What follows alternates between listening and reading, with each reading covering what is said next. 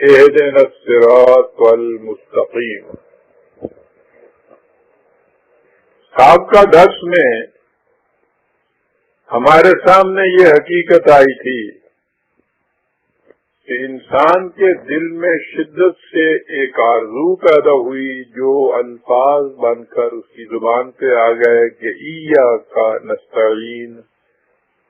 ہماری آرزو، ہماری خواہش، ہماری طلب، ہمارا تقاضا یہ ہے کہ ہماری ذات مناسب نشو و نما حاصل کر کے ایک بیلنسڈ پرسنالٹی بن کے سفر حیات کو اس طرح سے طے کرتی چلی جائے کہ وہ ارتقائی منازل میں سے گزرتی ہوئی اپنے انتہائی منزل مقصود تک پہنچ جائے۔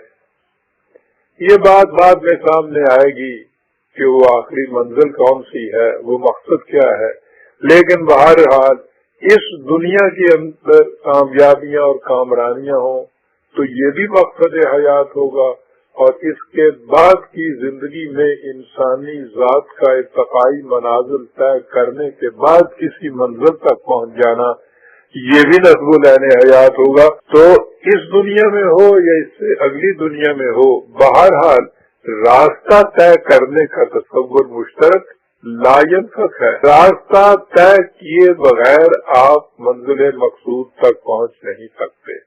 تو جب آپ نے ایاک نستعین میں یہ آرزو دل سے رب پہ لائے کہ ہم یہ چاہتے ہیں کہ ہماری یہ ذات صحیح راستہ طے کرتے ہوئے منزل مقصود تک پہنچ جائے، تو لازماً اس سے اگلی بات آنی یہی چاہیے تھی کہ اہدنا الصراط المستقیم۔ ہماری آرزو یہ ہے کہ ہمارا قدم غلط راستے پر نہ اٹھ جائے۔ ہم سفر کے لیے تو اٹھے ہیں، ارادہ بھی کیا ہے، ہم نے تیاری بھی کی ہے، سامان سفر بھی ساتھ لیا ہے، چل بھی پڑے ہیں، لیکن ہماری آرزو یہ ہے، مقصد اب یہ ہے کہ ہمارا قدم کہیں غلط راستے پر نہ پڑ جائے، کہ وہ سیدھا راستہ ہمارے سامنے آ جائے جو ہمیں تمام خطرات سے محفوظ رکھتے ہوئے منزل مقصود تک پہنچا۔ اہدنا الصراط المستقیم کا ہم ترجمہ یہی کیا جاتا ہے، دکھا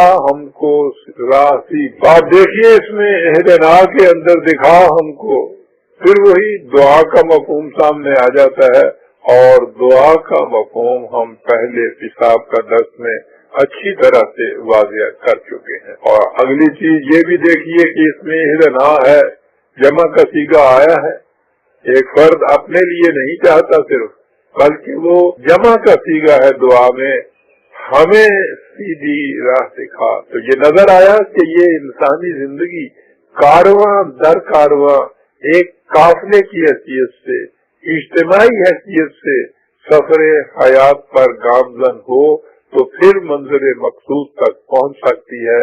ایک فرد کا انفرادی طور پر سفر طے کرنے کا سوال نہیں ہے، اسی لیے کہا کہ اہدنا الصراط المستقیم۔ اہدنا ہدایت کا لفظ تو سارے قرآن میں بھرا پڑا ہے، اور ہم روز سینکڑوں مرتبہ اس لفظ کو دہراتے ہیں، ہدایت کے لفظ کو، ہادی کے لفظ کو۔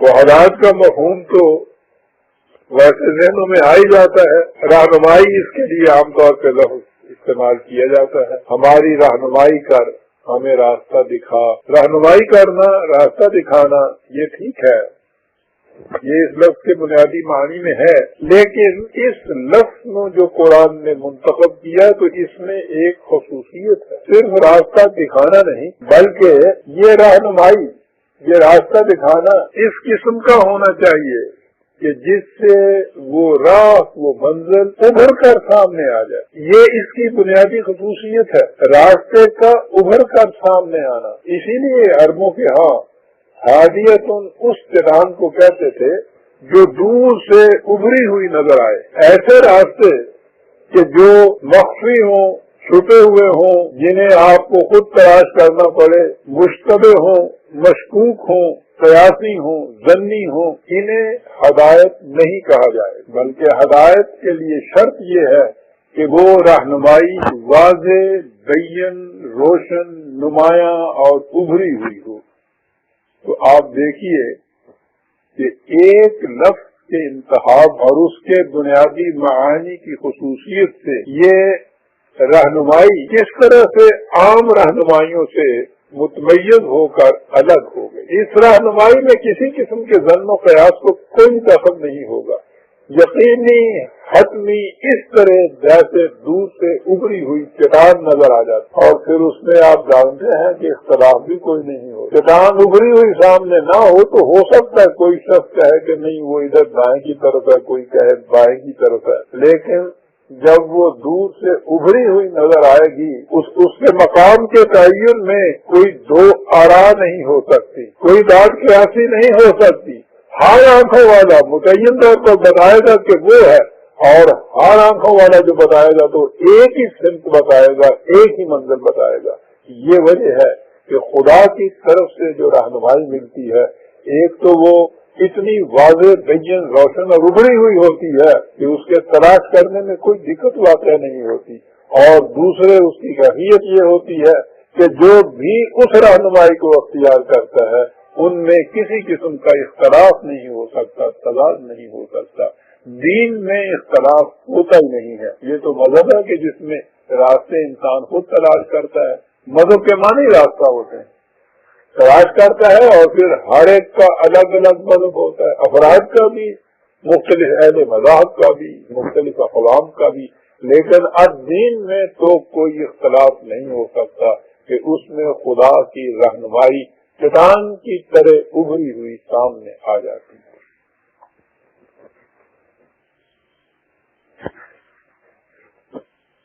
خدا کی طرف سے رہنمائی ملتی، اس چیز کو اللہ تعالیٰ نے اپنی ذمہ داری قرار دی۔ کتنی اہم چیز ہے یہ جو ہمارے سامنے آ رہی۔ خدا نے ہر شے کو پیدا کیا، اس کے لیے ایک راستہ تجویز، اس کے لیے ایک منزل متعین، اور اس کے بعد کہا کہ یہ ہماری ذمہ داری کہ ہم اپنی مخلوق کو وہ راستہ دکھا دیتے جس پر چلنے سے وہ اس منزل تک پہنچ جاتی جو اس کے لیے متعین کی گئی۔ چنانچہ سورہ الاعلیٰ میں ہے کہ رب وہ ہے، دیکھیے یہاں رب کا ربوبیت کرنے والا، نشو و نما دینے والا وہ ہے، کون ہے؟ الذی خلق، چار لفظ عزیزان من، غور سے سننے کی بات، الذی خلق فسوی والذی قدر فہدی، 87/2-3، 87/2-3۔ رب وہ ہے جس نے تخلیق کی ابتدا کی، خلق، پھر ہر شے کے حشو و زوائد کو الگ کر کے اس میں توازن اور اعتدال پیدا کیا، فسوی، پھر اس کے لیے پیمانے اور قوانین مقرر کیے، وہ نصب العین متعین کیا جس تک اسے پہنچنا ہے، قدرہ، قدرہ کے معنی ہوتے ہیں پیمانے مقرر کر دینا، یہ قانون کے معنی میں استعمال ہوتا ہے یہ لفظ، جسے خدا کی تقدیر کہتے ہیں۔ میں آگے چل کے بتاؤں گا، وہ قوانین ہیں جو اس نے تجویز کیے ہیں، وضع کیے ہیں، نافذ کیے ہیں۔ تو قدرہ، اس نے قوانین وضع کیے، مقرر کیے، نصب العین مقرر کیا ہر شے کا، فہدی، اور اس نصب العین تک پہنچنے کے لیے اسے رہنمائی، خلق فسوی قدر فہدی، ان چار الفاظ میں عزیزان من تخلیق سے لے کے کسی ہر شے کا اپنے آخری منزل تک پہنچ جانے کے لیے پورے کے پورے مراحل آ گئے چار لفظوں کے اندر۔ دوسری جگہ ہے کہ ربنا الذی اعطی کل شیء خلقہ ثم ہدی، یعنی اس میں دو باتیں، پہلی شے کہ ہر شے کو اس نے تخلیق عطا کی، اور تخلیق عطا کرنے کے بعد اس منزل کی طرف رہنمائی کر دی جس تک پہنچنا اس کے لیے مقصود ہے۔ یہ رہنمائی کہ کسی شے نے کس طرح سے اپنی زندگی بسر کرنی ہے، خارجی کائنات میں ہر شے کے اندر موجود، اسے ان اشیاء کی فطرت یا جبلت یا انسٹنکٹ کہا جاتا ہے۔ مثلا پانی کی فطرت ہے کہ وہ مائع شکل میں نشیب کی طرف بہے، ایک خاص درجہ حرارت پر پہنچ کر منجمد ہو جائے، یا دوسری طرف اگر اس کو حرارت پہنچائی جائے تو بھاپ بن کر اڑ جائے۔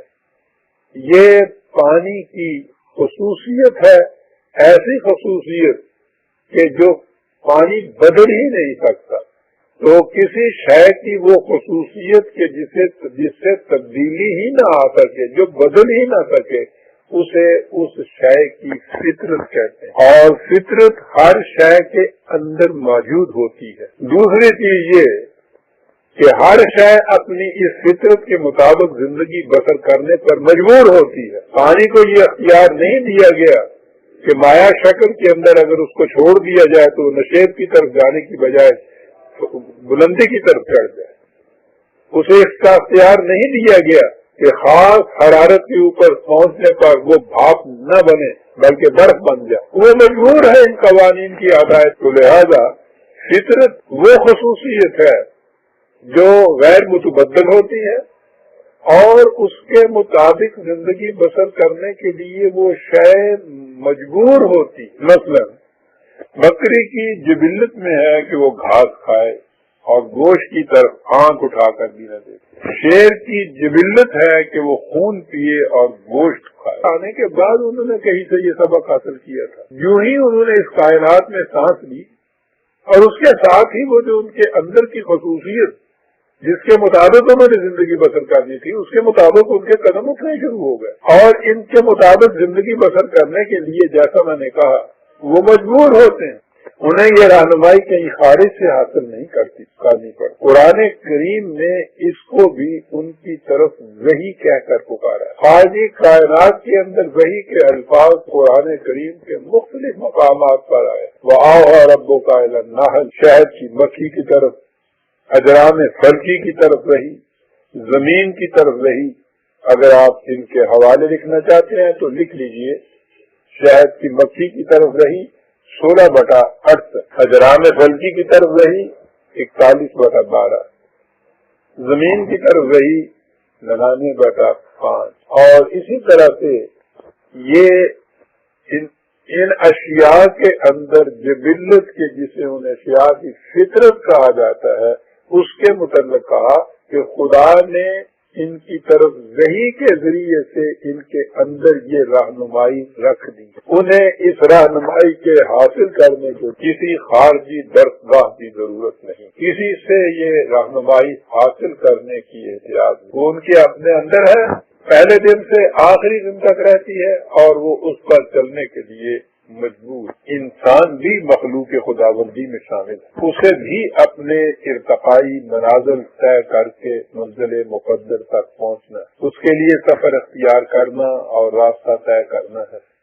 لہذا اس کے لیے بھی صحیح رہنمائی کی ضرورت ہے، اور اس رہنمائی کا ذمہ بھی اسی خدا نے لے رکھا ہے جس نے اشیاء کائنات کو رہنمائی عطا کی ہے۔ چنانچہ اس کا ارشاد ہے کہ انا علینا للہدی 92/12، انسانوں کو رہنمائی دینا بھی ہمارے ذمے۔ دوسری جگہ حضرت ابراہیم علیہ السلام کی زبان سے کہلایا گیا کہ رب العالمین وہ ہے الذی خلقنی فہو یہدین 26/68، خدا وہ ہے کہ جس نے مجھے پیدا کیا اور وہی میری رہنمائی کرتا ہے۔ قصہ آدم کے ضمن میں جسے قرآن نے تمثیلی انداز میں بیان کیا ہے اور جس کی تشریح آگے چل کے سورہ بقرہ میں ہمارے سامنے آئے گی، اس میں کہا گیا ہے کہ جب آدم سے جنت چھن گئی اور وہ مایوس ہو گیا کہ نہ معلوم میری باز آفرینی کا امکان بھی ہے یا، تو اللہ تعالیٰ نے اس سے کہا کہ تم مایوس نہ ہو، فَإِمَّا يَأْتِيَنَّكُم مِّنِّي هُدًى فَمَن تَبِعَ هُدَايَ فَلَا خَوْفٌ عَلَيْهِمْ وَلَا هُمْ يَحْزَنُونَ 2/38۔ میری طرف سے تمہاری جانب رہنمائی آتی رہے گی، تم میں سے جو بھی اس کے مطابق راستہ طے کرے گا وہ بلا خوف و خطر منزل مقصود تک پہنچ جائے گا۔ ان آیات اور اسی قبیل کی متعدد دیگر آیات سے واضح ہے کہ انسان کی رہنمائی کا ذمہ بھی خدا نے خود لے رکھا ہے، لیکن انسان کو اس رہنمائی کے عطا کرنے کی صورت کچھ اور ہے۔ اشیاء کائنات کی صورت میں یہ رہنمائی ان کے اندر رکھ دی گئی، انسانوں کے سلسلے میں یہ صورت نہیں ہے۔ ان کے لیے ایک اور طریقہ، وہ طریقہ یہ تھا کہ خدا کی طرف سے یہ رہنمائی جسے وحی کہا جاتا ہے اس کے کسی برگزیدہ بندے کو عطا کی جاتی تھی، اسے نبی یا رسول کہہ کر پکارا جاتا ہے، اور وہ اس رہنمائی کو دوسرے انسانوں تک پہنچاتا تھا۔ انہیں اس کا اختیار تھا انسانوں کو کہ وہ اس رہنمائی کا اتباع کر کے بلا خوف و خطر منزل مقصود تک پہنچ جائیں یا اپنے لیے دوسرا غلط راستہ اختیار کر کے تباہ و برباد۔ اور یہ ہے وہ نقطہ جہاں سے یہ بات سمجھ میں آتی ہے کہ انسانوں کے سلسلے میں یہ دوسرے قسم کا طریقہ کیوں اختیار کیا، یہ بڑی اہم اور ایک بہت بڑی غلط فہمی کے ازالے کا ذریعہ بھی ہے۔ ہم نے دیکھا ہے کہ اشیاء کائنات کے اندر جو وحی رکھ دی گئی، جو رہنمائی رکھ دی گئی، وہ اس رہنمائی کے مطابق زندگی بسر کرنے پر مجبور ہیں۔ انہیں اس کا اختیار نہیں دیا گیا کہ وہ اس کو چھوڑ کر کوئی دوسرا راستہ اختیار کر۔ بکری بھوکی مر جائے گی لیکن گوشت کی طرف آنکھ اٹھا کر نہیں دے گی۔ اس کے سامنے اب یوں سمجھیے جو میں اصطلاح استعمال کر رہا ہوں، 2 possibilities نہیں ہے، 2 امکانات نہیں ہے، 2 راستے نہیں ہیں، ایک ہی راستہ ہے اس کے لیے۔ اور جب 2 راستے ہوں ہی نہیں تو یہ سوال ہی نہیں پیدا ہوتا کہ وہ اپنے اختیار و ارادے سے ایک راستہ اختیار کرے یا دوسرا راستہ اختیار کرے۔ اشیاء کائنات میں اختیار اور ارادہ صرف انسان کو دیا گیا، اور یہ ظاہر ہے کہ جب اختیار و ارادہ دیا گیا ہو تو پھر اس کے سامنے 2 possibilities ہونی چاہیے۔ اسے دوراہے پہ کھڑا ہونا چاہیے کہ جہاں سے 2 راستے پھٹتے ہیں۔ اختیار و ارادے کا معنی یہ ہے کہ وہ ان میں سے جون سا راستہ جی چاہے اختیار کرے۔ لہذا انسان کو مجبور نہیں پیدا کیا گیا کہ وہ ایک ہی راستہ ہے جسے اختیار کرے۔ اور اس سے ایک بڑی اہم بات سامنے آ گئی۔ ہم آئے دن سنتے ہیں انسانی فطرت، ہیومن نیچر، ہمارے ہاں ہی نہیں دنیا بھر کے فلاسفرز کے ہاں یہ چیز ملتی۔ فلاسفر میں حکمائے یونان کو فلاسفر کا ابو الآبا سمجھا جاتا، سقراط اور ارسطو اور پلیٹو اور یہ تمام کے تمام حکمائے یونان سے لے کر آج تک کے فلاسفر تک سب ہیومن نیچر کے قائل کرے جاتے، سب انسانی فطرت کو مانتے، اور کبھی کسی نے متعین نہیں کیا کہ انسان کی فطرت ہے کیا۔ اس لیے کہ فطرت تو اسے کہیں گے کہ جو ایک ایسی خصوصیت ہو جو قابل تبدیل نہ ہو، جسے بدل نہ سکے، اور وہ خصوصیت اس نوع کے ہر فرد کے اندر ہو۔ ہر بکری کی ایک جبلت ہوتی، ہر شیر کی ایک ہی جبلت ہوتی، اس میں اختلاف نہیں ہوتا ان کی جبلتوں میں، لہذا ان کی فطرت ایک ہو۔ ہیومن نیچر یا انسانی فطرت کے کہنے سے تو مطلب یہ ہوگا کہ انسان بھی مجبور ہے باقی اشیاء کائنات کی طرف، اور یہ چیز تو واقعہ کے خلاف ہے۔ اور پھر دوسری چیز یہ کہ جسے آپ فطرت انسٹنکٹ یا جبلت کہتے ہیں، وہ تو اس نوع کے ہر فرد میں یکساں ہونی چاہیے۔ اور یہاں کیفیت یہ ہے کہ کوئی 2 انسان بھی اپنی استاد طبع اور مزاج اور خیالات اور جذبات اور تصورات میں یکساں نہیں ملتے، ہر انسان دوسرے سے الگ ہوتا، یہاں فرد ہوتا ہے وہ۔ لہذا آپ غور کیجئے کہ اتنی بڑی بدیہی چیز، اور 2500 سال سے دنیا کے بڑے بڑے دانشور فلاسفر حکماء اس غلطی کے اندر مبتلا چلے آتے۔ قرآن کریم میں فطرت کا لفظ ان معنوں میں کہیں آیا ہی نہیں، وہاں انسانی فطرت کا کوئی ذکر نہیں۔ اتنی عظیم چیز تھی یہ عزیزان من کہ دنیا بھر کے مفکرین سے بالکل الگ ایک چیز کہی قرآن نے کہ انسان کی فطرت کوئی نہیں ہے۔ انا ہداینا النجدین، ہم نے اس کے سامنے 2 possibilities رکھ دی، اور جب 2 possibilities ہوں تو اس کی فطرت نہیں کوئی ہو سکتی، وہ صاحب اختیار و ارادہ پیدا کیا گیا۔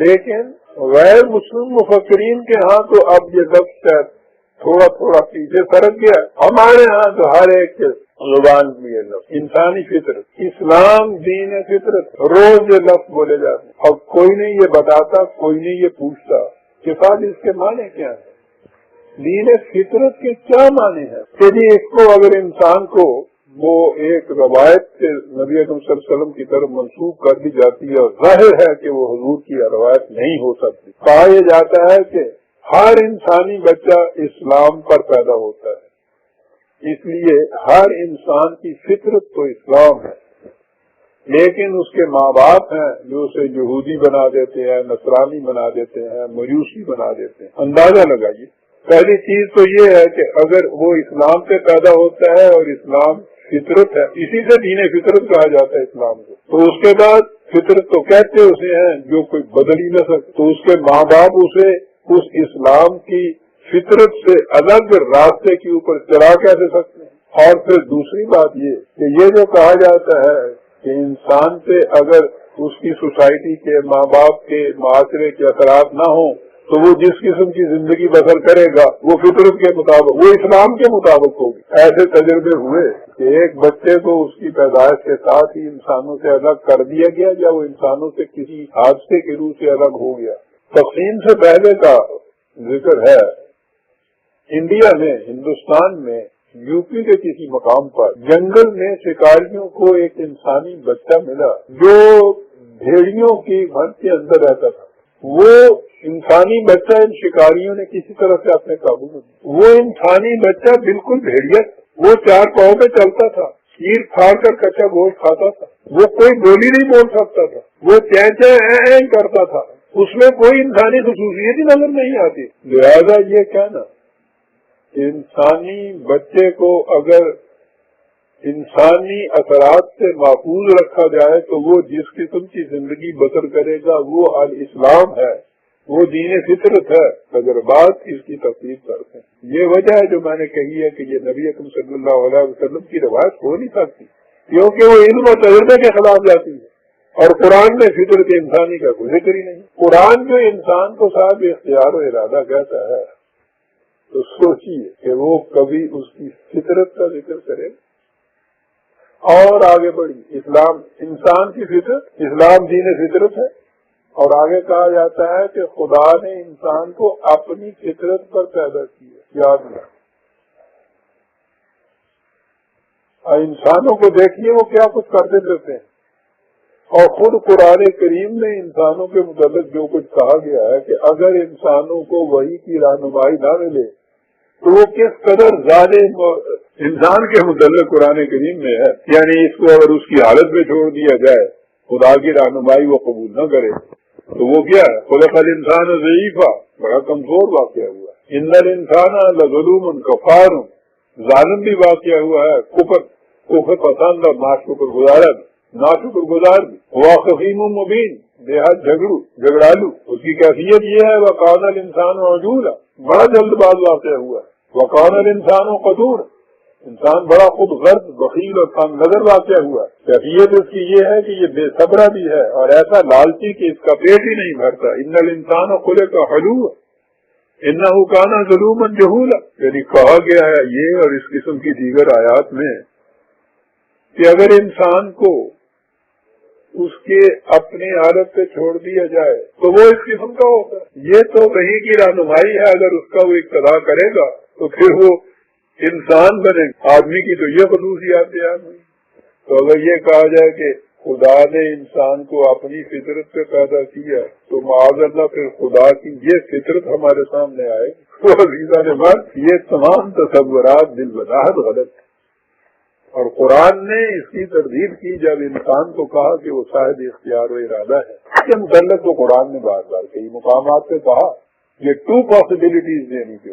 نجدین قرآن نے کہا ہے، ہم نے اس کو نجدین دے، اما وہ دوسرے مقام پہ ہے کہ ان کی طرف حق آ گیا، فمن شاء فلیؤمن فمن شاء فلیکفر، پھر اس کا اختیار و ارادہ ہے اپنا، جون سا راستہ جیتا ہے اختیار کر۔ قرآن نے یہ کہا ہے کہ اگر ہم چاہتے تو تمام انسانوں کو ایسا پیدا کر دیتے کہ ان میں کوئی اختلاف نہ ہوتا، یعنی ان کے سامنے 2 پاسبلٹیز نہ رکھتے، لیکن ہم نے ایسا نہیں کیا۔ ہماری مشیت انسان کو صاحب اختیار و ارادہ بنانے کی، یہ اس کے خلاف تھا کہ ہم جبرن اس کو ایک ہی نوع کا، ایک ہی فطرت کا پیدا کرتے۔ سورہ ہود میں ہے وَلَوْ شَاءَ رَبُّكَ لَجَعَلَ النَّاسَ أُمَّةً وَاحِدَةً وَلَا يَزَالُونَ مُخْتَلِفِينَ، 11/118۔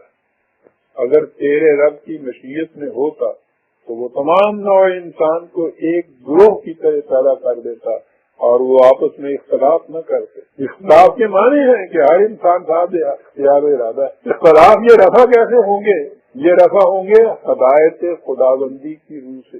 نبی اکرم صلی اللہ علیہ وسلم سے کہا گیا کہ وَلَوْ شَاءَ رَبُّكَ لَآمَنَ مَنْ فِي الْأَرْضِ كُلُّهُمْ جَمِيعًا. خدا کی مشیت میں ہوتا تو کرۂ ارض پر بسنے والے تمام انسان ایک ہی راستے پر چلتے، لیکن خدا نے ایسا نہیں کیا. تو کیا افا انتا ٹکڑے الناس حتی یکونوا مومنین، اے رسول کیا تو انسانوں کو مجبور کرنا چاہتا ہے کہ وہ ایمان کی راہ اختیار کرنے؟ ان آیات سے بھی واضح ہے کہ انسان کی کوئی فطرت نہیں جس پر چلنے کے لیے اس سے مجبور پیدا کیا گیا ہو. ہر انسانی بچہ ایک صاف اور سادہ لوح لے کر پیدا ہوتا ہے جس پر وہ جس قسم کے نقوش مرتسم کرنا چاہے کر سکتا ہے. وہی خداوندی کا مقصد ہی یہ ہے کہ انسان اس سلیٹ یعنی اپنی ذات پر اپنے اختیار و ارادے سے وحی کی رہنمائی میں صحیح خطوط و نقوش. ان تصریحات سے یہ واضح ہے صحیح راستے کی طرف رہنمائی انسان کے اندر داخل نہیں ہے، اس کے اندر نہیں رکھ دی گئی. یہ اسے خارج سے ملے گی، اور خارج سے ملے گی حضرات انبیاء کرام علیہ السلام کی وساطت سے، اس وحی کی روح سے جو پہلے ان انبیاء کو دی گئی اور انہوں نے پھر اسے انسانوں تک پہنچایا. یہ تھا وہ طریق جو خدا نے انسانوں کی طرف رہنمائی بھیجنے میں یا ان کو رہنمائی دینے کے لیے اختیار کیا. اور جیسا میں نے عرض کیا ہے وہ اختیار اس لیے کیا کہ انسان کے اختیار و ارادے کو خدا سلب نہیں کرنا چاہتا تھا، ان کو صرف بتانا چاہتا تھا کہ صحیح راستہ یہ ہے. اس راستے پہ زبردستی چلانا نہیں چاہتا تھا. زبردستی چلانا ہوتا تو اشیاء کائنات کی طرح اسے بھی مجبور پیدا کر دیا جاتا اور اس کے لیے صحیح راستے کی رہنمائی اس کے اندر رکھ دی جاتی. قرآن نے کہا کہ یہ رہنمائی وحی کے ذریعے دی گئی ہے جو قرآن میں محفوظ ہے. یہ وحی مکمل بھی ہے، غیر متبدل بھی ہے، اور اس کے متعلق قرآن کریم میں جو آیا ہے غور فرمائیں. یہ کہ یہ طریقہ اس لیے اختیار کیا گیا ہے کہ انسان کے اختیار و ارادے کو سلب نہ کیا جائے. قرآن کریم کے بیشتر مقامات میں ہے. ایک مقام پہ ہے کہ انا انزلنا علیک الکتاب للناس بالحق فمن اہتدی فلنفسہ ومن ضل فانما يضل علیہا وما انت علیہم بوکیل. 39/41. ہم نے اس کتاب کو جو مبنی بر حقیقت ہے اے رسول تیری طرف نازل کیا ہے تاکہ نوع انسانی اس سے ہدایت حاصل کرے. ان سے کہہ دو کہ جو یہ ہدایت حاصل کرے گا اس کا فائدہ اس کی ذات کو ہوگا، جو دوسرے راستے اختیار کر کے گمراہ ہو جائے گا اس کا نقصان بھی اس کی کو ہوگا. اے رسول تیرا کام اس رہنمائی کو ان لوگوں تک پہنچا دینا، انہیں زبردستی اس راستے پر چلانا نہیں، کیونکہ تجھے ان پر نگران نہیں بنایا. کہ رسول کا کام بھی صحیح راستے کی طرف اشارہ کر دینا ہے، رہنمائی کر دینا ہے، بتا دینا ہے کہ کون سا راستہ کس طرف جاتا ہے. رسول کی ذمہ داری یہ نہیں ہے کہ وہ جبرن لوگوں کو اس راستے کے اوپر چلائے. بار بار کہا گیا ہے کہ تو ان کے اوپر داروغہ بنا کے نہیں بھیجا. اب آگے چلیے. ہدایت چاہی گئی ہے صراط مستقیم کی. ان الفاظ کا عام طور پر ترجمہ سیدھا راستہ کیا جاتا ہے. سیدھا راستہ صرف لفظ حیات کا ترجمہ ہے، تو اگر اتنا ہی کہنا مقصود ہوتا تو صراط ہی کافی تھا. لیکن یہاں تو الصراط کے ساتھ المستقیم بھی کہا گیا ہے. یہ مستقیم جو ہے اس لفظ کا مادہ کاف واو میم ہے، جہاں سے قیام کا لفظ آتا ہے. قیام کے معنی کھڑا ہونا ہے، اور ظاہر ہے کہ کھڑا وہی شخص ہو سکتا ہے جس کا توازن برقرار ہو. ذرا توازن بگڑ جائے تو نہ کوئی انسان کھڑا رہ سکتا ہے نہ کوئی اور چیز اپنے مقام پر قائم رہ سکتی ہے۔ توازن بگڑا اور گرا، اس میں سے مستقیم کے معنی ہوں گے توازن بدوش راستہ، ایسا راستہ جس میں اس قسم کے نشیب و فراز نہ ہو کہ انسان چڑھے تو وہ اپنا توازن برقرار نہ رکھ سکے، اس سے اس کے پاؤں میں لغزش آ جائے اور وہ گر پڑے۔ تو گویا راستہ سیدھا ہونا چاہیے، اور ایسا ہم توازن بدوش، میں اس کا لفظ کا ترجمہ کیا کرتا ہوں، ایسا توازن بدوش متوازن ہونا چاہیے کہ اس میں چلتے وقت انسان کو لڑکھڑاہٹ نہ ہو، اس کا توازن نہ بگڑے اور وہ قائم اور قائم آگے بڑھتا چلا۔ یہ ہے صراط مستقیم، کہ اس راستے میں کوئی پیچ و خم نہ ہو اور وہ ہموار ایسا ہو کہ اس میں کوئی اونچ نیچ نہ ہو۔ یہ ہے وہ سیدھا راستہ اور جس کے سامنے آنے کی تمنا دعا بن کے یوں زبان پر آئے۔ لیکن اس سے تو ایک بہت اہم نقطہ سامنے آیا، صراط کے معنی تو سیدھا راستہ ہی ہے، لیکن اس راستہ کے سیدھا ہونے میں ایک عظیم حقیقت پوشیدہ ہے۔ قرآن کریم کا انداز یہ ہے کہ وہ جہاں اپنی طرف سے مثبت نظریات پیش کرتا ہے، وہاں ساتھ کے ساتھ غلط اور باطل نظریات کی تردید بھی کرتا جاتا ہے، اور یہ دونوں باتیں الصراط کے اندر پنہاں ہیں۔ سیدھا راستہ، غور کیجئے کہ وہ کس چیز کی نفی کرتا ہے اور کون سا راستہ ہے کہ جس کے اوپر چلنے کی رہنمائی دیتا ہے۔ فکر انسانی نے زندگی کے متعلق جو تصور وضع کیا، اس میں زندگی کی حرکت کو دوری یعنی سائیکلک سمجھا گیا۔ یونان کے مفکرین نے جب اجرام فلکی پر غور کیا تو انہیں گول پایا، اس سے ان کے ذہن میں گولائی یا دائرے کی عظمت قائم ہو گئی، اور انہوں نے یہ نظریہ قائم کیا کہ کائنات اور انسان کی زندگی کی حرکت دوری ہے، بالفاظ دیگر یہ دائرے کے اندر گردش کر رہی ہے۔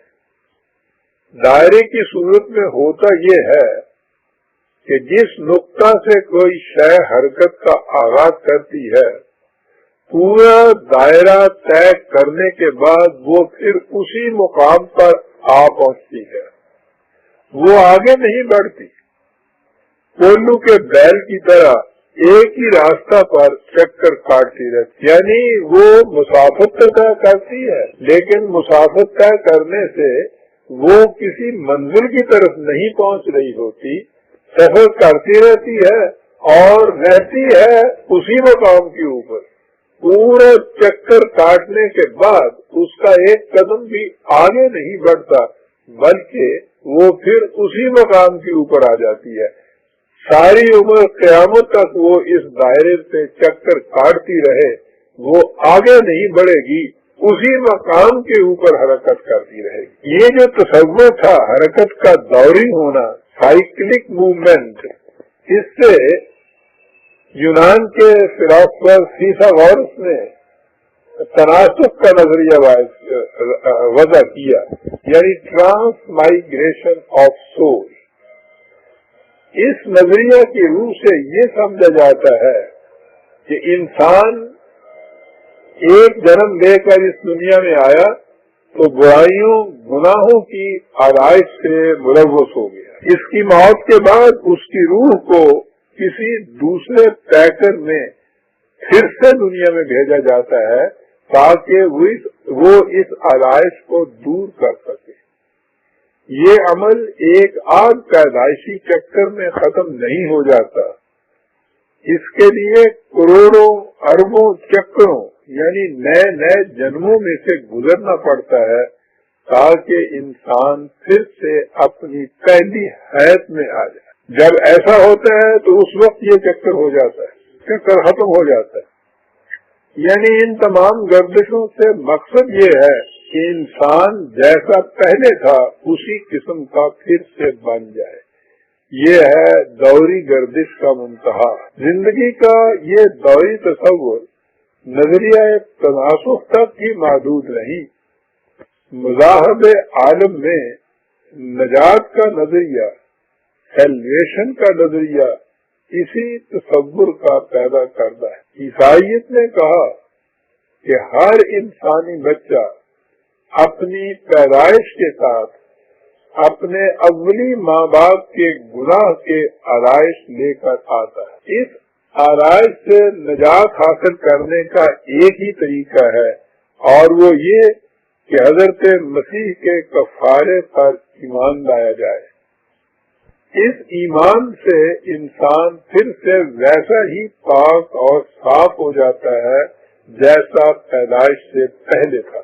اس میں بھی وہی بات کہی گئی ہے جو نظریہ تناسخ کی بنیاد تھی، یعنی پھر سے ویسا ہی بن جانا جیسا پہلے تھا، کسی قدم کا آگے نہیں بڑھنا، چکروں میں سفر کیے چلے جانا اور پھر سے ویسا ہی بن جانا۔ چنانچہ ان کے ہاں جہنم کی مثال دھوبی کی بھٹی سے دی جاتی، یعنی کپڑا پہلے صاف ستھرا تھا، اس پہ میل کچیل جم گئی، داغ دھبے پڑ گئے، دھوبی کی بھٹی پہ چڑھایا، اس نے اس کی میل کو اور ان دھبوں کو الگ کیا اور اس کے بعد کپڑا پھر ویسا ہی صاف ہو گیا جیسا پہلے تھا۔ اس طرح انسان کے پاک اور صاف ہو جانے کا نام نجات۔ آپ نے دیکھا کہ یہاں بھی اسی دوری حرکت کا تصور کار کروا ہے، یعنی اس اتنے طویل سفر کے بعد پھر سے وہی جہاں سے انسان چلا۔ یہ اہل شریعت کا تصور، اہل طریقت نے یعنی اہل تصوف نے اس تصور کو ایک اور رنگ میں پیش۔ ہندوؤں کی ویدانت کی روح سے کہا یہ گیا کہ انسانی روح یعنی آتما برہما کی روح پرماتما کا جز ہے۔ یہ جز اپنی اصل سے الگ ہو کر مادہ کی دلدل میں پھنس گیا ہے۔ ضرورت اس کی ہے کہ اسے اس آلائش سے پاک اور صاف کر دیا جائے تاکہ یہ پھر سے اپنی اصل میں جائے۔ اسے نجات کہا جائے۔ اس کے لیے بڑے مشقت طلب مراقبوں کی جانچ کا ریاضتوں، ترک آرزو کی مشقوں اور ایذائے خیش کی روح فرسا صعوبتوں کی ضرورت ہوتی۔ بدھ مت کا نروان بھی کچھ ایسا ہی۔ ویدانت کا یہی نظریہ یہودی تصوف اور عیسائیت کی رہبانیت میں بھی سامنے آیا، اور اس کے بعد آپ یہ سن کر متعجب ہی نہیں متاسف ہوں گے کہ وہیں سے مسلمانوں نے بھی اسے مستعار دیا اور اسے اسلامی تصوف کا نام۔ ان تصریحات سے آپ نے دیکھ لیا کہ زندگی کے متعلق دوری حرکت کا نظریہ کس کس قسم کے عقائد اور تصورات کو محیط ہے، اور اس سے انسانی زندگی ہی نہیں بلکہ اس کے پیدا کرنے والے خدا کے متعلق بھی کس قسم کا تصور سامنے آتا ہے۔ تخلیق کائنات، انسان کی پیدائش، آسمانی سلسلہ رشد و ہدایت، حضرات انبیاء کرام کی بعثت، غرضے کے خدا کی طرف سے اس قدر وسیع و عریض پروگرام کی غائب صرف یہ ہے کہ انسان جیسا پہلے تھا پھر سے ویسا ہی ایز یوور ہو جائے۔ عزیزان من، اس قسم کا بیکار بے مقصد پروگرام کسی صورت میں بھی خدا کے شایان شان نہیں ہو سکتا۔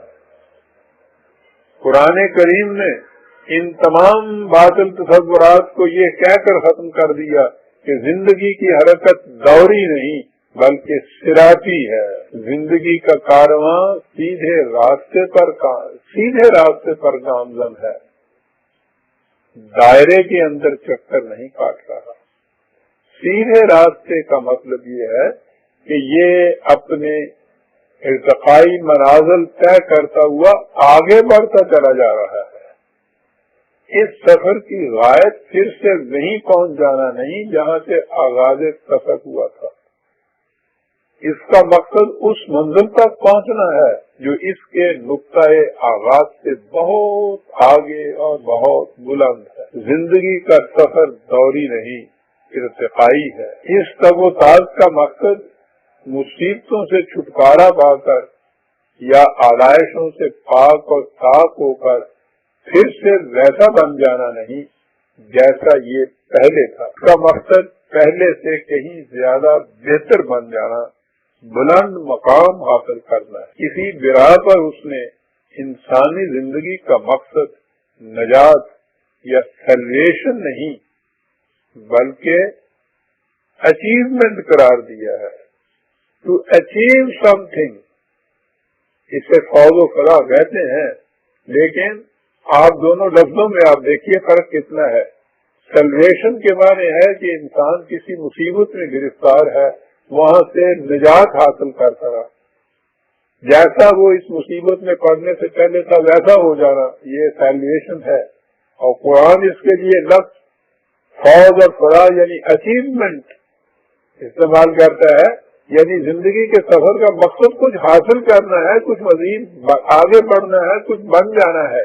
قرآن کے تصور کی روح سے انسانی ذات خداوندی کا جز نہیں، ذات ناقابل تقسیم وحدت ہوتی ہے. پرسنالٹی انڈیویزبل یونٹ کا نام ہے، وہ اجزاء میں کاٹ ہی نہیں سکتی. جس شے سے اس کا کوئی جز الگ ہو جائے وہ شے نامکمل رہ جاتی ہے، ناقص ہو جاتی ہے. اس سے وہ ذات ہی نہیں رہتی. لہذا انسانی ذات خدا کی ذات کا الگ شدہ حصہ نہیں. خدا نے انسان کو غیر نشو و نما یافتہ شکل میں ذات عطا کی، اور انسانی زندگی کا مقصد یہ ہے کہ اسے نشو و نما دیتے ہوئے اس قابل بنا دیا جائے کہ وہ مزید ارتقائی منازل طے کر سکے. یہ منزل اخروی زندگی میں سامنے آتی. تو آپ نے دیکھا کہ وہ غیر مذاہب ہوں یا غیر مذاہب کا ویدانت ہو یا ہمارے ہاں کا اہل شریعت کا جہنم کا تصور ہو یا اہل طریقت کا تصوف کا تصور، اس میں انسان کی زندگی کی غایت الغایت اس ویسا ہی ہو جانا ہے جیسا وہ پہلے تھا. اس سے آپ نے دیکھ لیا کہ قرآن کریم میں جو صراط مستقیم پر چلنے کی دعا بتائی ہے، تو اس سے اس نے انسانی زندگی کے منتہا اور مقصود کے متعلق انسان کے سامنے ایک مثبت تعمیری پروگرام دیا ہے جو اسے آگے بڑھاتے ہوئے بلندیوں کی طرف لے جائے گا. قرآن میں ہے لَتَرْكَبُنَّ طَبَقًا عَنْ طَبَقٍ، تاکہ انسان درجہ بدرجہ بلندیوں کی طرف ابھرتا چلا جائے. یہ ہے صراط مستقیم. اب آگے بڑھیے. سورہ ہود میں ایک بڑی عظیم آیت آئی، اس میں کہا گیا ہے کہ اِنَّ رَبِّي عَلَىٰ صِرَاطٍ مُسْتَقِيمٍ 11/56. اس کے عام معنی تو یہی ہیں کہ خدا بھی صراط مستقیم پر چل رہا ہے، لیکن اس کا مفہوم یہ ہے کہ یہ پورا نظام کائنات قوانین خداوندی کے مطابق صراط مستقیم پر چلتا ہوا ارتقائی منازل طے کر رہا ہے. انسانوں کی دنیا میں اس سیدھے اور متوازن راستے پر سب سے پہلے خدا کا رسول گامزن ہوتا ہے. اسی لیے حضور صلی اللہ علیہ وسلم کے متعلق فرمایا کہ اِنَّکَ عَلَىٰ صِرَاطٍ مُسْتَقِيمٍ 45/45. اے رسول تو بے شک صراط مستقیم پر چل رہا. جماعت مومنین سے کہا گیا تھا کہ تم یہ مسلک اختیار کرو کہ ایاک نعبد، ہم صرف خدا کی محکومیت اختیار کرتے ہیں. اس کے بعد انہیں صراط مستقیم پر چلنے کا آرزو مند بتایا گیا اور ان دونوں کو ملا کر کہا گیا ان اللہ ربی و ربکم فاعبدوہ ھذا صراط مستقیم. 3/50 اس حوالہ ہے اس آیت کا. ترجمہ ہے کہ اے رسول ان سے کہہ دو کہ میرا اور تمہارا رب اللہ ہے، تم سب اسی کی عبدیت محکومیت اختیار کرو. ھذا صراط مستقیم، یہی صراط مستقیم ہے. تو اس سے واضح ہے کہ صراط مستقیم خدا کی محکومیت اختیار کرنے ہی کا دوسرا نام ہے. آپ نے دیکھا کہ قرآن مجید کس طرح خود آپ اپنی وضاحت کرتا چلا جاتا ہے. ایاک نعبد و ایاک نستعین اہدنا الصراط المستقیم. صراط مستقیم کے سلسلے میں ایک اور نقطہ کی وضاحت بھی ضروری معلوم ہوتی ہے. صراط مستقیم شاہراہ اعظم، جسے ہائی وے آپ کہہ لیجئے، ایک ہی ہے. یہی وہ شاہراہ عظیم ہے جس کی طرف تمام انبیاء کرام کی وساطت سے رہنمائی ملتی چلی آ رہی ہے. لیکن قرآن کریم نے اس کے ساتھ ایک اور لفظ بھی استعمال کیا ہے. صراط مستقیم تو واحد ہے، لیکن اس نے کہا یہ ہے کہ والذین جاہدوا فینا لنہدینہم سبلنا 29/69. جو لوگ ہمارے راستے میں جدوجہد کریں گے، ہماری طرف آنے کے لیے کوششیں کریں گے، ہم انہیں اپنی طرف آنے کے سبل دکھا دیں. سبل تو سبیل، اور سبیل کے معنی بھی راستے کے ہیں. تو یہاں سے تو یہ ہوا کہ وہ جو ہماری طرف آنے کے لیے جدوجہد کریں گے ہم انہیں راستے دکھا دیں. تو یہاں یہ جمع کا صیغہ ہے. یہ کیا مانے؟ آپ شاہراہ کا تصور ذہن میں لائیے. کراچی سے چل کر پشاور تک گرانڈ ٹرنک روڈ جسے کہتے ہیں ہم، وہ ایک سڑک ہے، شاہراہ عظیم ہے، صراط مستقیم ہے. وہ مسلسل یہاں سے وہاں تک پورے پاکستان کے اندر سے آخر تک چلی جاتی ہے. ظاہر ہے کہ کچھ لوگ تو اس سڑک کے دائیں بائیں قریب قریب رہتے ہیں، لیکن یہ تو پورے ملک کے اندر سے ایک واحد سڑک گزرتی ہے. اس کے دائیں اور بائیں دور دور تک آبادیاں پھیلی ہوئی ہیں. اگر صرف یہی ایک سڑک ہو پاکستان کے اندر تو آپ سوچئے کہ اس کے دائیں بائیں دور دراز مقامات پر جو رہنے والے لوگ ہیں وہ کس طرح سے پشاور یا کراچی پہنچ سکیں گے، وہ کس طرح صراط مستقیم کے اوپر گامزن ہو سکیں گے اگر وہاں سے یہاں تک آنے کے لیے کوئی راستے اور ہوں نہیں. تو یہ تو پھر وہی گمراہی کی بات ہو جائے گی. دوسری طرف یہ سوچئے کہ اگر کسی ملک میں صراط مستقیم یا شاہراہ عظیم ہو ہی نہیں اور یہ چھوٹے چھوٹے راستے ہی صرف ہوں، تو وہ چھوٹے چھوٹے راستوں پہ چلنے کے بعد انسان کہاں جائے گا اور کہاں پہنچے گا. لہذا لمبی مسافت کے لیے دونوں چیزوں کا ہونا ضروری ہے. ایک تو وہ گرانڈ ٹرنک روڈ شاہراہ عظیم، اور دوسرے وہ چھوٹے چھوٹے راستے جو اپنے اپنے جگہ سے نکل کر اس صراط مستقیم میں آ کر مل جائیں.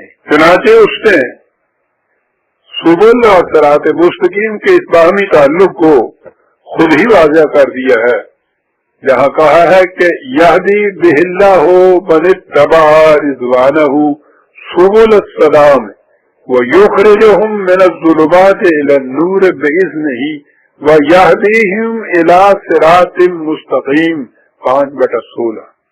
اس قرآن کے ذریعے وحی کی روح سے اللہ تعالیٰ ان لوگوں کی جو اس کے پروگرام کا اتباع کرتے ہیں سبل السلام، سلامتی کے راستوں کی طرف رہنمائی کر دیتا ہے، اور اس طرح وہ انہیں تاریکیوں سے نکال کر روشنی کی طرف لے آتا ہے.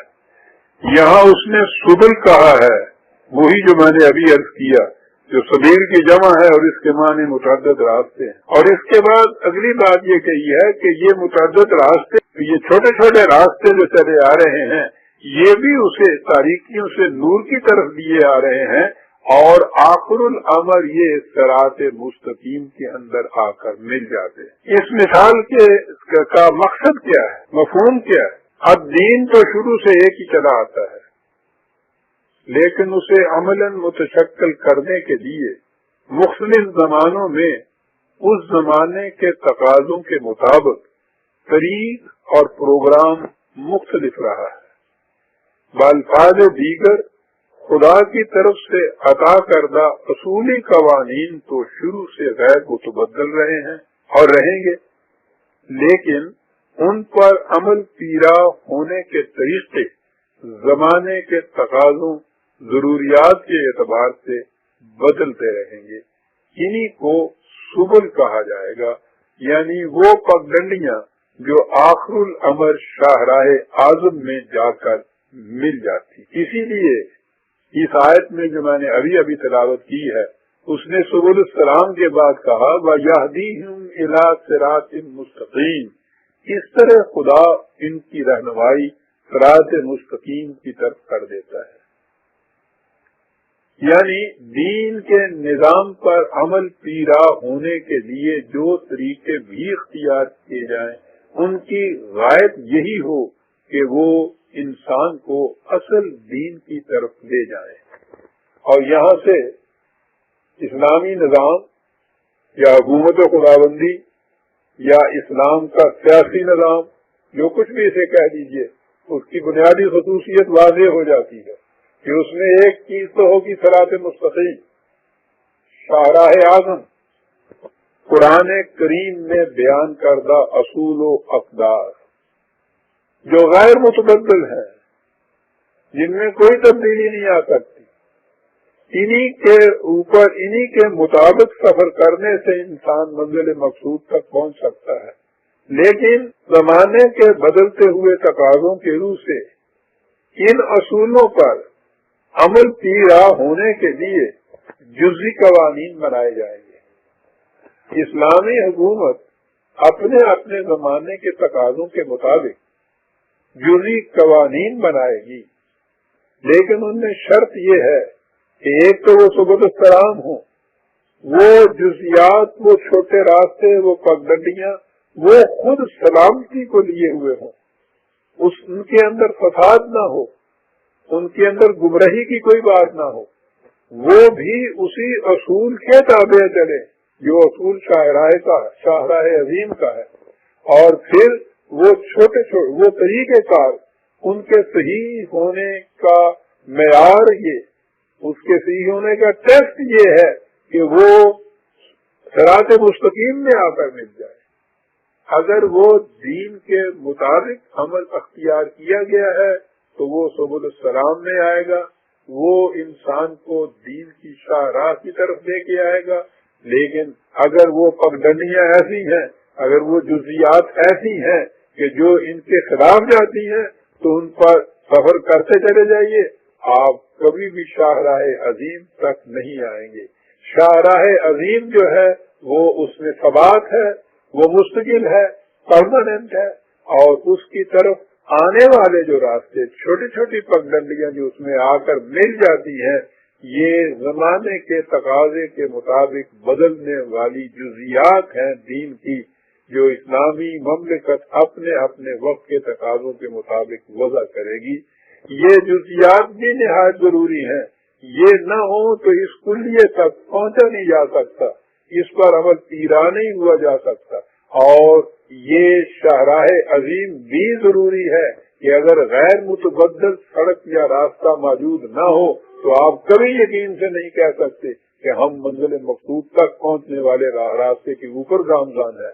یہ ہے عزیزان من الصراط مستقیم اور سبل کا باہمی تعلق، جسے اقبال پرماننس اینڈ چینج کا امتزاج بتاتا ہے۔ سبل السلام یعنی سلامتی کے راستوں سے ذہن میں ایک اور نقطہ بھی آ جاتا ہے۔ یہ تو سورہ فاتحہ جس کے درس آپ کے سامنے پیش ہو رہے ہیں، قرآن کریم کی اس کے بعد جو پہلی صورت آتی ہے وہ سورہ بقرہ ہے، اور اس کا آغاز آپ کو معلوم ہے اس طرح سے ہوتا ہے کہ الف لام میم ذالک الکتاب لا ریب فیہ ھدی للمتقین۔ یہ وہ کتاب ہے کہ جس میں کسی قسم کا شک و شبہ اور اضطراب نفس نہیں ہے، اور اس کی غایت ہے ھدی للمتقین۔ ترجمہ اس کا کیا جاتا ہے یہ ہدایت ہے واسطے متقیوں کے۔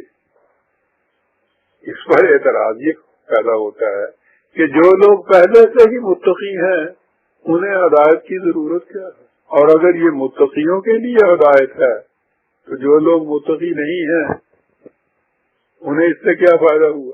آپ نے غور کیا کہ ایک لفظ کے غلط ترجمے سے بات کہاں جا پہنچتی ہے، یا غیر واضح ترجمے سے کہیے۔ ہدی للمتقین، متقین کے معنی کیا ہے؟ ہدی للمتقین، یہ کتاب ہدی للمتقین ہے۔ عربوں کے ہاں یہ متقی کس کو کہتے تھے اور یہ لفظ کہاں بولا جاتا تھا؟ غور سے سنیے۔ حضرت عمر رضی اللہ تعالیٰ عنہ سے ایک سے پوچھا تھا کہ یہ ہدایت ہے متقیوں کے لیے، تو کیا پہچان ہے اس بات کی کہ یہ ان کے لیے ہدایت ہے؟ آپ نے کہا کہ کبھی تم کسی ایسی پگڈنڈی سے گزرے ہو، راستہ ہو چھوٹا سا چوڑا اور اس کے دائیں بائیں خاردار جھاڑیاں ہوں، کانٹے والی جھاڑیاں، اس راستے سے تم نے گزرنا ہو، اور عربوں کا لباس تو آپ جانتے ہیں، انہوں نے تو لباس کے ٹینٹس پہنے ہوئے ہوتے ہیں، ادھر ادھر اتنے لمبے چوڑے گھیرے کے۔ آپ نے اس سے پوچھا کہ تمہیں اس راستے پہ چلنا ہو تو ان کانٹوں سے بچنے کے لیے کیا کرتے ہو؟ اس نے کہا کہ جی لباس کو ہم کبھی ادھر سے سمیٹتے ہیں کبھی ادھر سے سمیٹتے ہیں، بچتے ہوئے ان کانٹوں سے بچتے ہوئے اس راستے کو طے کرتے ہیں۔ تو آپ نے کہا کہ جو اس طرح سے راستے کی خاردار جھاڑیوں سے اپنے آپ کو محفوظ رکھتا ہوا سفر کرے اسے متقی کہا جاتا ہے۔ یعنی جو لوگ راستے کے خطرات سے بچنا چاہتے ہی نہیں ہیں ان کو رہنمائی کی ضرورت کیا ہے؟ جو شخص دریا میں ڈوبنے کے لیے جا رہا ہے، خودکشی کرنے کے لیے جا رہا ہے، اس سے کہنا کہ بھائی آگے نہ جانا، پانی گہرا ہے ڈوب جاؤ گے، تو وہ تو چلا ہی ڈوبنے کے لیے ہے۔ یہ رہنمائی تو اس کے کام آئے گی کہ جو دریا میں خودکشی کرنے کے لیے نہیں جا رہا بلکہ وہ ایسا راستہ ڈھونڈ رہا ہے جو اسے ان خطروں سے محفوظ کر کے دوسری طرف لے جائے۔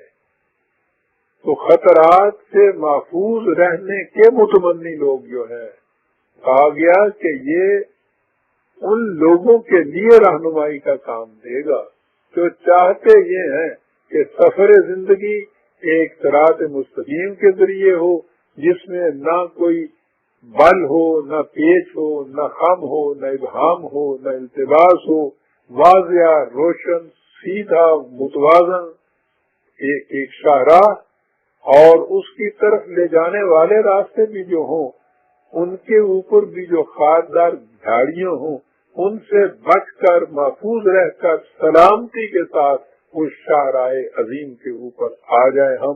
تو یہ ہوا اہدنا الصراط المستقیم کی آرزو کے بروئے کار آنے کا طریقہ جو قرآن نے بتایا۔